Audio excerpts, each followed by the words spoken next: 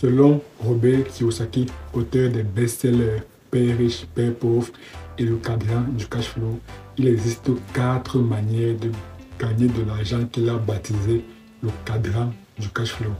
Dans cette vidéo, je vais donc te partager les 4 manières de gagner de l'argent expliquées par Robert Kiyosaki.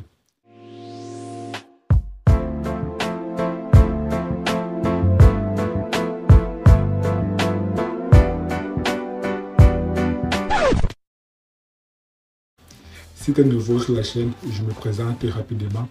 Moi, c'est Robinet Tani et le but de la chaîne est de te partager des conseils et des astuces pour t'aider à gagner beaucoup plus d'argent.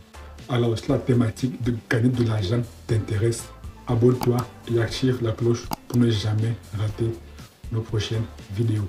Cela étant dit, entrons réellement dans le vif du sujet et découvrons la première manière de gagner de l'argent. La première manière de gagner de l'argent consiste tout simplement à être un employé ou bien à être un salarié dans une entreprise. Donc tu travailles pour une entreprise, tu travailles pour un entrepreneur. Comme nous avons déjà vu dans une vidéo précédente, il existe beaucoup d'avantages et d'inconvénients du salariat. Bon, je vais les lister ici rapidement. Les avantages, c'est de te permettre d'avoir de l'argent rapidement et de te permettre d'avoir une expertise bien pointue dans un domaine bien précis. Mais malheureusement, les inconvénients sont nombreux. Parmi les inconvénients, on peut citer d'abord l'insécurité de l'emploi, que tu sois en CDD ou bien en CDI. Même si tu es en CDI, tu n'es pas protégé par la perte de chômage. On l'a bien vu lors du Covid, de la Covid en 2020. Et aussi un autre inconvénient du salariat, c'est que c'est la pire manière de gagner de l'argent. Pourquoi? Parce que je dois comprendre le même exemple que j'ai pris dans la vidéo précédente.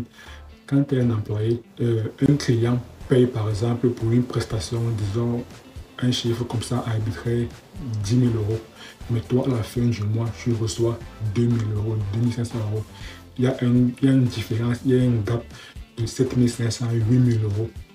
Pourquoi? Parce que tout ça, parce que à la fin du mois, tu reçois un salaire de 2 000 euros. Pourtant, c'est toi qui as fourni toute la prestation que le client a demandé. Mais le client, lui, il a payé 2 000 euros qui va revenir à l'entreprise. Mais toi, tu ne reçois que 2 000 euros. Mais le client, lui, il a payé 10 000 euros. Mais toi, tu ne perçois que 2 000 euros sur les 10 000 euros. Donc, pour moi, c'est la pire manière de gagner de l'argent et c'est la première manière de gagner de l'argent.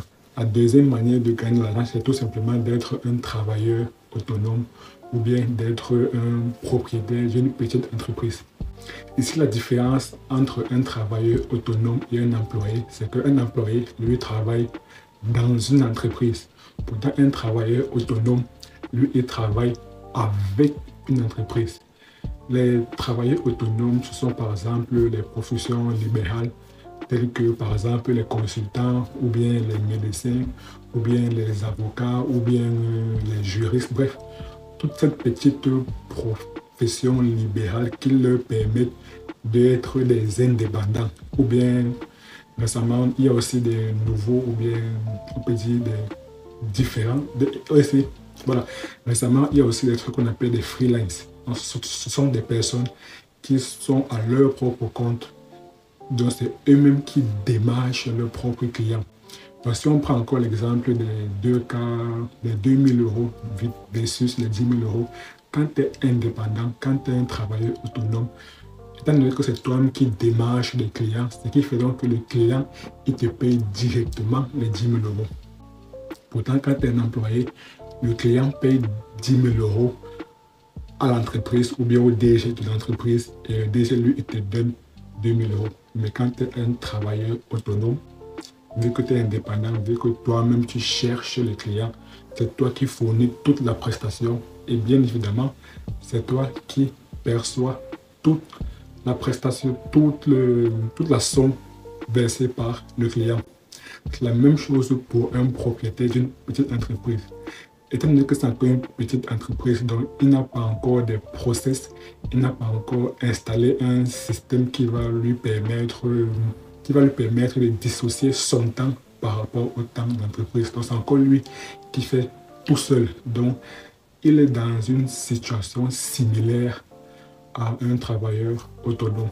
Et ça, c'est pas la pire manière de gagner de l'argent. Là, on monte crescendo.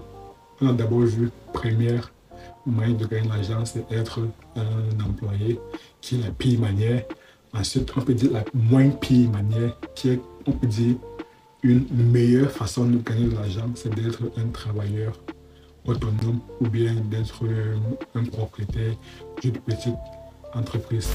La troisième manière de gagner de l'argent, c'est d'être un propriétaire ou bien un propriétaire d'une grande entreprise.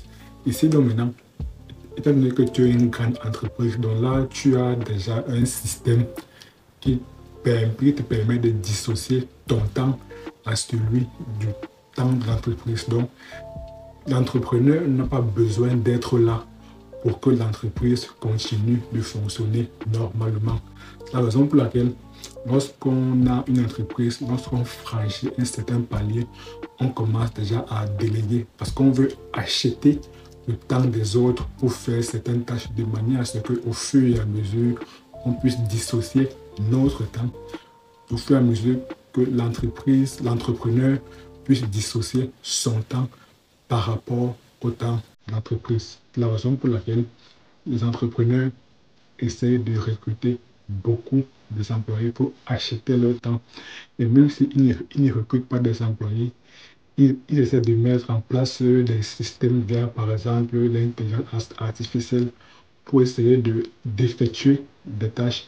Donc, pour essayer de déléguer des tâches et se concentrer uniquement sur les tâches essentielles, notamment la loi des 80-20 qui stipule que 20% des tâches génèrent 80% des résultats.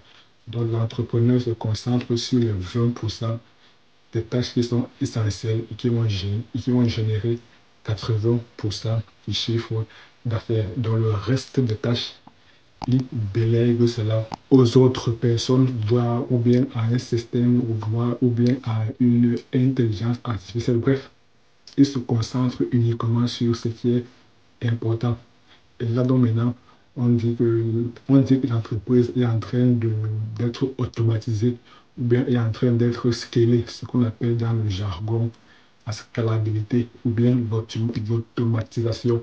Donc, cela consiste tout simplement à dissocier le temps de l'entrepreneur du temps de l'entreprise, de manière à ce que l'entrepreneur n'a pas besoin d'être présent pour que l'entreprise continue de fonctionner normalement.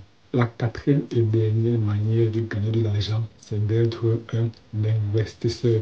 Un investisseur, c'est tout simplement une personne qui met de l'argent, qui finance une activité ou une entreprise et à la fin de l'année reçoit des dividendes ou bien parfois détient souvent des actions dans une entreprise. Par exemple, une banque peut aussi être considérée comme un organisme de financement ou bien un type d'investissement parce que les entrepreneurs, lorsqu'ils ont besoin de financement, généralement, ils font recours à des banques. Donc les banques peuvent aussi être considérées comme des organismes d'investissement.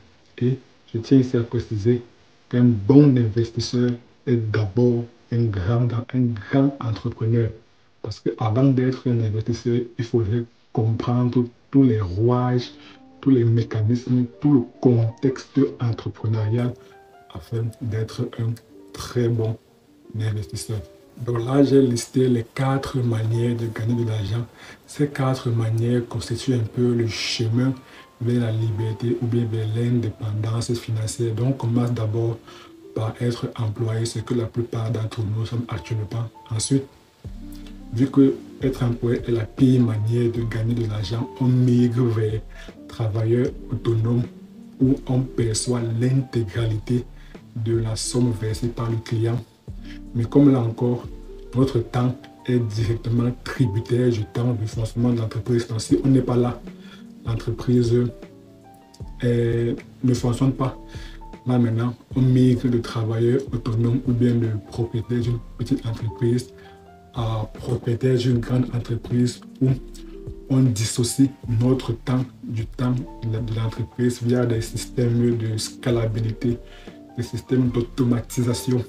Et quand on est maintenant un entrepreneur, on peut encore gravir des échelons pour être un grand entrepreneur et par la suite devenir un investisseur. Donc on quitte de l'employé, du salariat vers l'investisseur.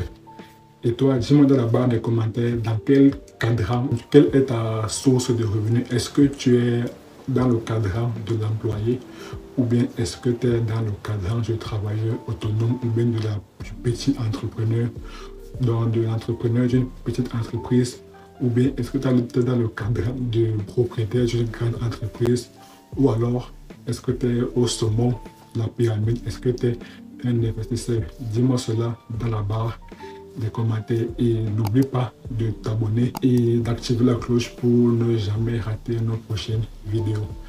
Merci d'avoir regardé la vidéo et à très bientôt sur la chaîne.